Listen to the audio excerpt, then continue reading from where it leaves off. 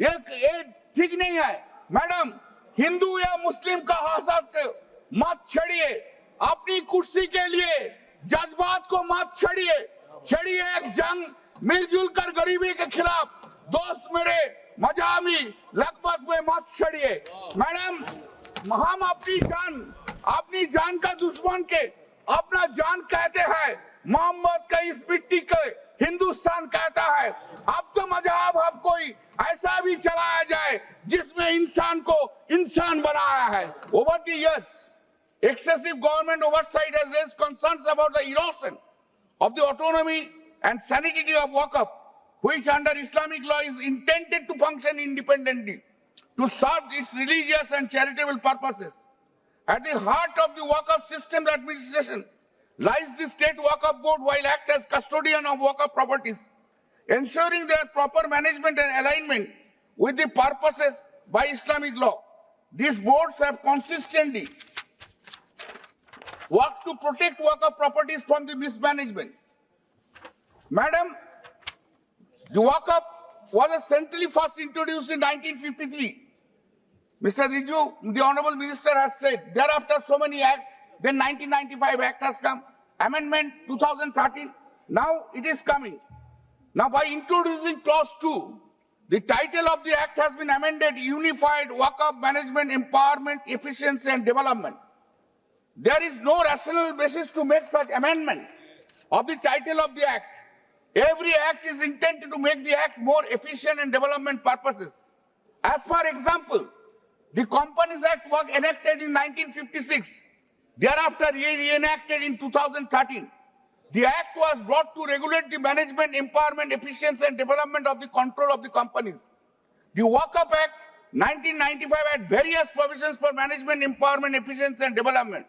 Therefore, the said proposed amendment to the title is wholly unwarranted.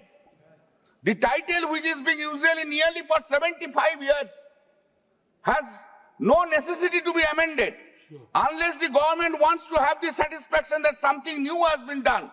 The proposed amendment to the Waqf Act, which includes a tacit attempt to alter or dilute the historical and religious significance of the term Waqf, is deeply concerning and warrants strong objection. The term Waqf is not merely legal or administrative level. It is a sacred concept deeply rooted in Islamic tradition and jurisprudence. Why you are taking away this? Madam, they want to interfere in please, Sogadda, please.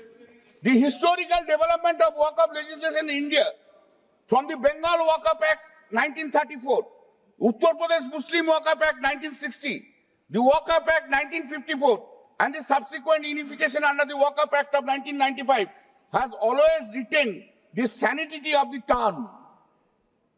These laws, while designed to provide statutory governance, have consistently respected the essence of Waqf as a concept grounded in Islamic law. Madam, insertion of Clause 2A. Insertion of Clause 2A tantamount to nullify all earlier judgments, degree and orders of any court in respect of the Waqf and the trust. This attempt is basically taking away the rights of the Muslim, which they have accrued. Any attempt to nullify the Supreme Court judgment by legislative process is illegal and unconstitutional. Clause 3 Roman 9 of the proposed bill that said various sects and subsects have been created.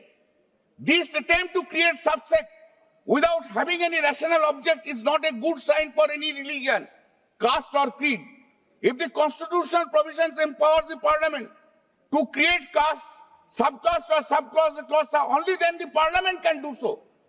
Like the scheduled caste created inside Hindus, but the constitutional provision does not empower the parliament under the guise of the Waqf Amendment Bill 2024, create Aga Khani Waqf, Bora Waqf, etc.